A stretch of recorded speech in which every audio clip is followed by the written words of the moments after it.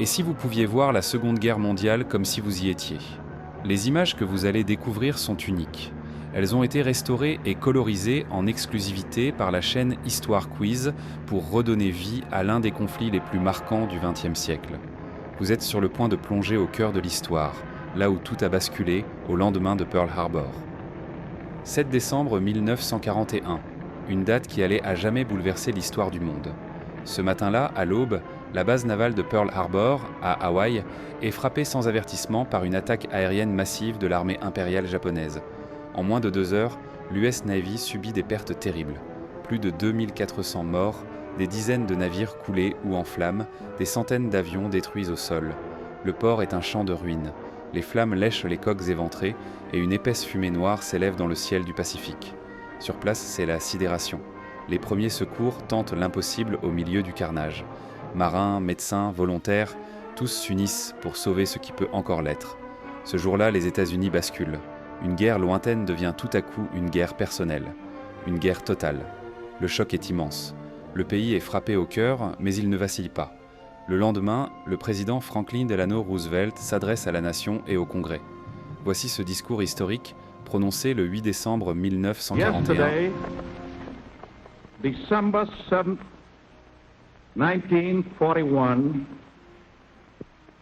a date which will live in infamy. The United States of America was suddenly and deliberately attacked by naval and air forces of the Empire of Japan. The United States was at peace with that nation, and at the solicitation of Japan, was still in conversation with its government and its emperor, looking toward the maintenance of peace in the Pacific. Indeed, 1 hour after Japanese air squadrons had commenced bombing in the American island of Oahu, the Japanese ambassador to the United States and his colleague delivered to our Secretary of State a formal reply to a recent American message. Japan has therefore undertaken a surprise offensive extending throughout the Pacific area. The facts of yesterday and today speak for themselves. With confidence in our armed forces, with the unbounding determination of our people, we will gain the inevitable triumph, so help us God.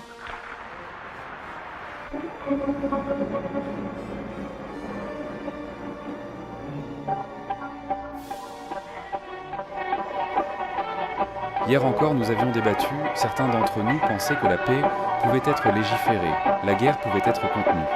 D'autres soutenaient qu'il n'y avait pas assez d'eau dans 2 océans pour éteindre les flammes de l'agression léchant nos côtes. Il y avait ceux qui disaient The arms embargo is far too great a security to American peace to permit its surrender without a last-ditch fight.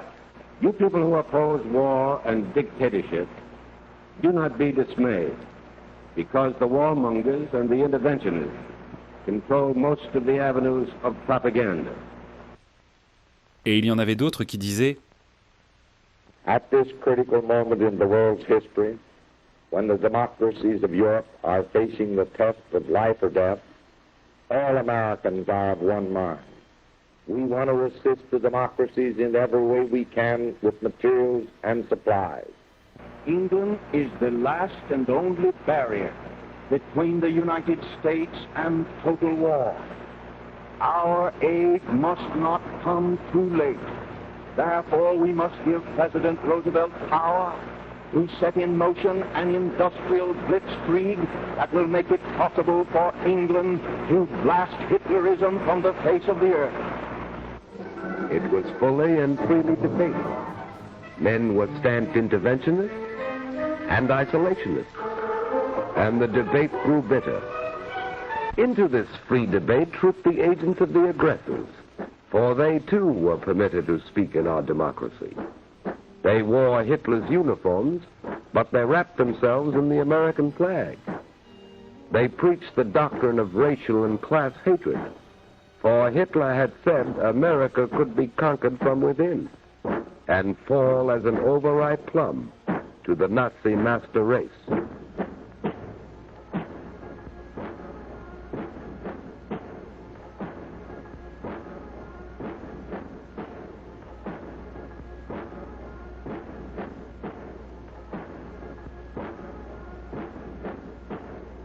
Jewish Moscow directed domination. We let them speak. When occasionally a lone outraged dissenter wanted to air his opposition, we provided police to preserve order. This was Madison Square Garden in New York City, and not Berlin nor Nuremberg. Later, the speaker was arrested. It was because he had filched money from his deluded followers, and he was sent to Sing Sing to brood upon the strange ways of democracy. America was at war. It had been at war, although few Americans realized it, for more than 10 years. Ever since September 18, 1931, when Japan clawed Manchuria out of the body of China. While Hitler was still brawling in the streets of Munich, Japan had already begun weaving the pattern of aggression. Started with an incident. A Japanese train on the South Manchurian Railway had been dynamited. Promptly, Japanese battalions invaded Mukden. This was not mechanized warfare.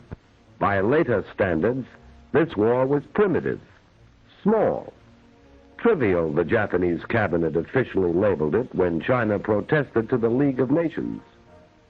12 Japanese planes bombed a Chinese city. Trivial. The League branded Japan an aggressor, and Japan resigned, deeply hurt. Japan moved further into China. Pausing only for breath, Japan inflated the Mukden incident into the China incident. It was not war, the Japanese said. 400 million Chinese were caught up in this incident. China was looted and shelled and put to the torch.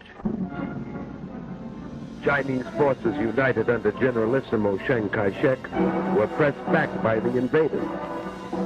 China moved her armies and her meager war industries far into the interior. The Chinese fought on not so much with weapons as with space and time. And the warriors of Japan, still breathing the spirit of the samurai in an era of machines, adopted Western methods of warfare as they had adopted Western clothes and architecture and music. And the Japanese warriors dreamt of the conquest of Asia and then of the world. And their emperor invoked the blessings of the divine upon this dream.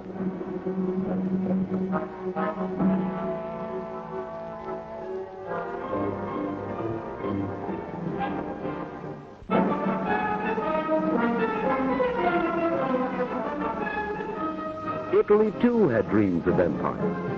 So Italy, too, created an incident in Ethiopia.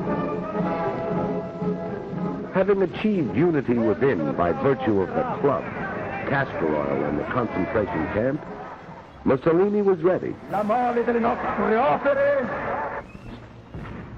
2 years after it had begun, the war was over. Italy had joined Japan in the partnership of aggression.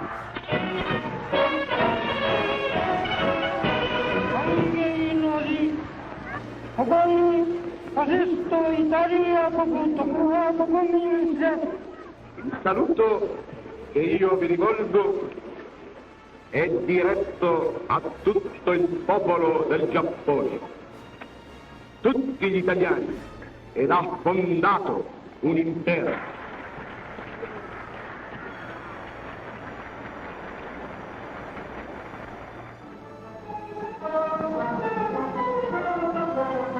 On March 13, 1938, Hitler marched into Austria. The trinity of aggression was complete.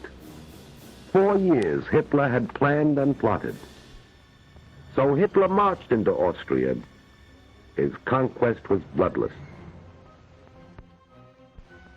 It was not entirely bloodless. German and Italian forces had been fighting in Spain. General Franco had revolted against the Republican government. He invited and received German and Italian aid. The duly elected government received some Russian aid. The democracies evolved a formula of non-intervention. The dictators brushed this aside. Here was opportunity for a dress rehearsal for full-scale war, an excellent chance to test new weapons and tactics. The Spaniards were the guinea pigs, men, women, and children. It was a long war, ended finally by hunger.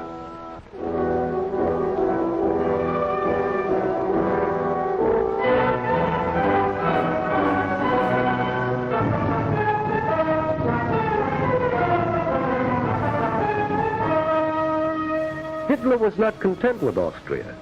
At Munich, he had said his theory of race and blood demanded the incorporation of all German-speaking peoples into the Reich.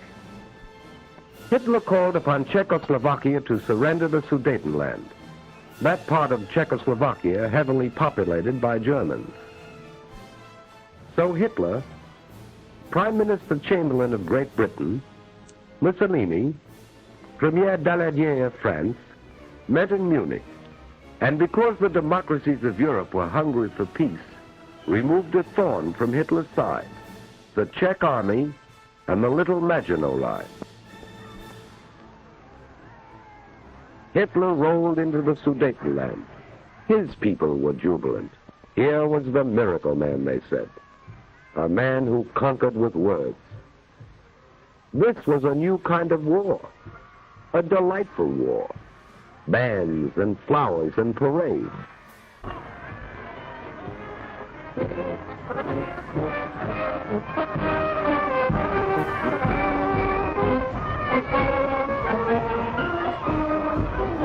Hitler told his people he was content.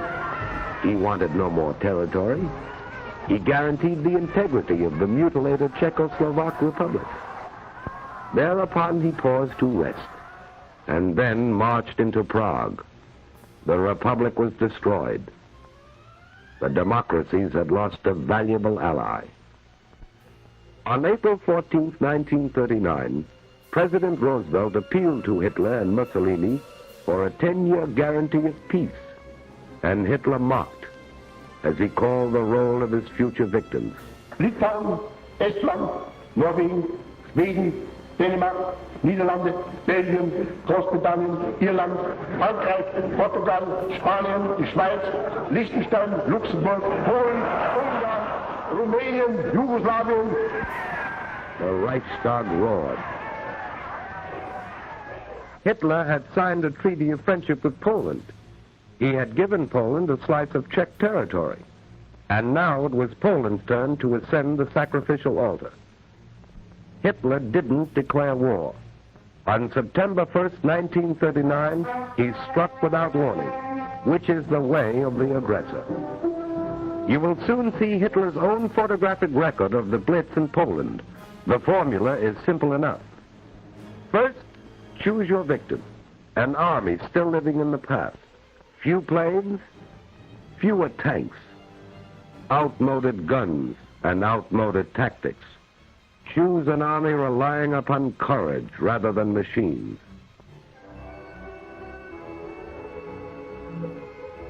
Then, mass your bombers. Load with your biggest bombs.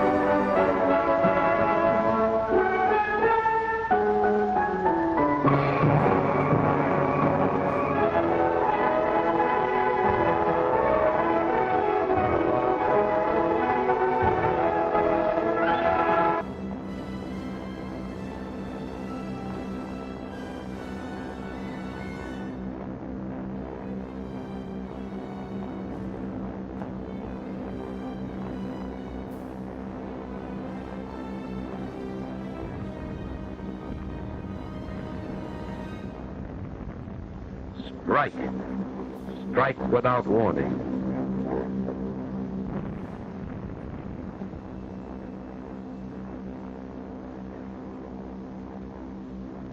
Destroy his inadequate air force on the ground. Blast those who escape out of the air.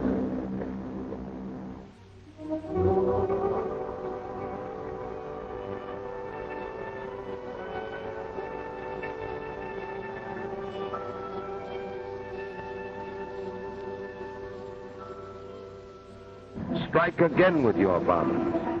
Wave after wave. Again and again.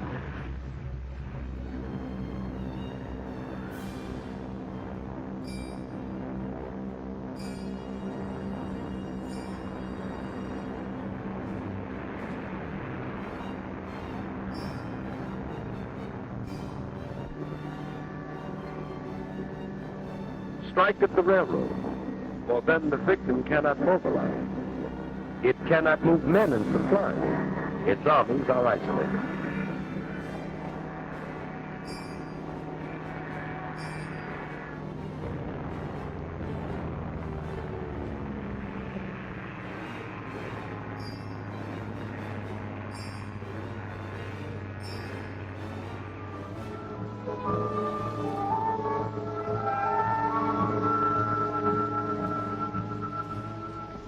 Strike on the sea.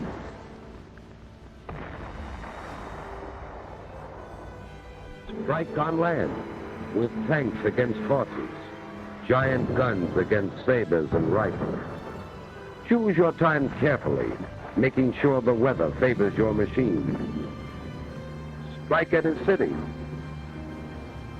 so that civilians will take to the roads, hampering the army, so that women and children will be killed in the streets or in hastily contrived shelters.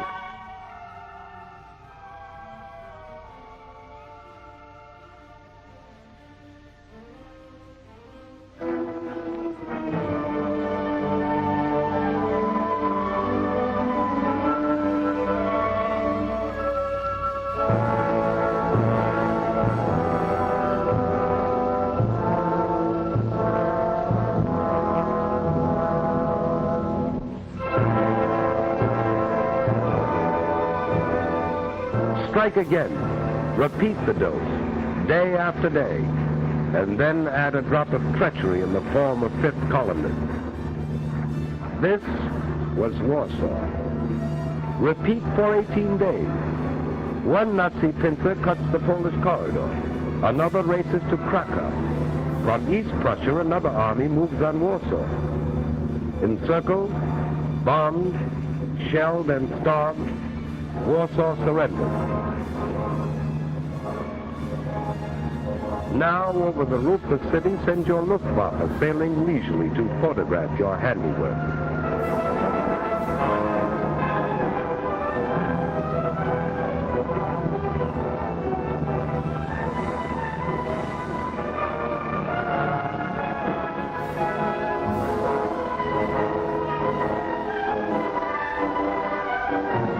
And on the ground, let the master race assemble the first of its slave populations, a stunned and shocked and hungry people whose sufferings do not end with the armistice, nor their resistance.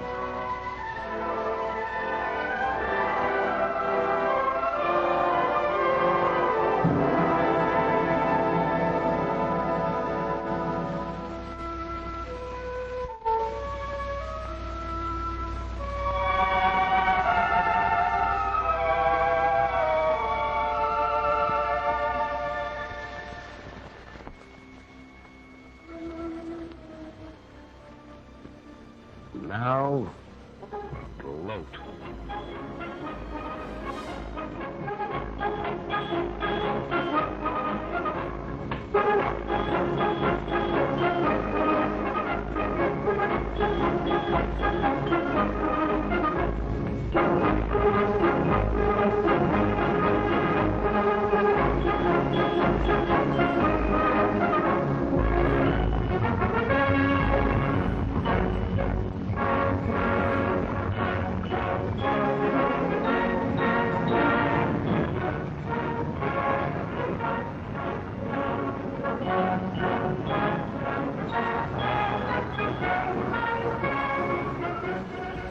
France was waiting behind its Maginot Line, that vast underground fortress deemed impregnable by its military experts. Allied strategy relied upon starving the Reich into submission. Hitler's armies would collapse for lack of fuel and food and raw materials. Spring shattered this comfortable illusion. Norway and Denmark had staked their survival upon the strictest interpretation of neutrality to escape the war. Their sympathies were with the Allies, but they took extraordinary precautions to avoid offending Hitler.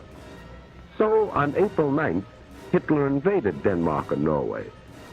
Denmark was powerless to resist and didn't. Norway was stunned by an avalanche of force and treachery. Fifth columnists, led by Major Quisling, a Norwegian traitor, spread panic and confusion. On May 9th, Hitler invaded Holland and Belgium. This pictorial record you are watching was made by Nazi cameramen of the order of Dr. Goebbels, the German propaganda minister. He showed this Wagnerian symphony of devastation to neutral nations in Europe and South America to frighten them into surrender.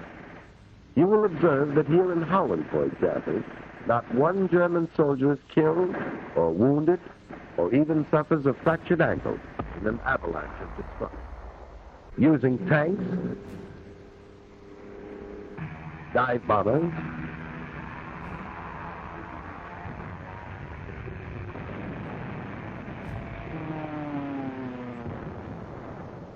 big guns,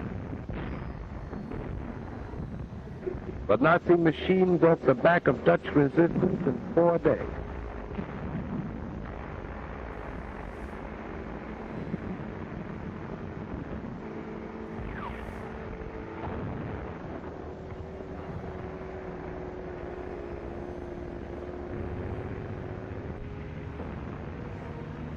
This was Rotterdam, bombed after the Dutch forces had surrendered. The Nazis said there had been a mistake. The news had not reached the Luftwaffe in time.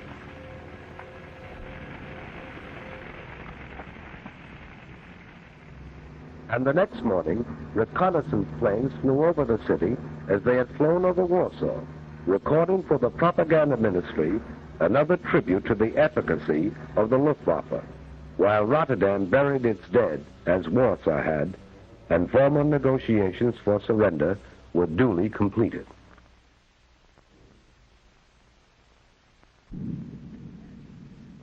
It took 18 days more to engulf the Belgians and drive the Anglo-French army into the sea.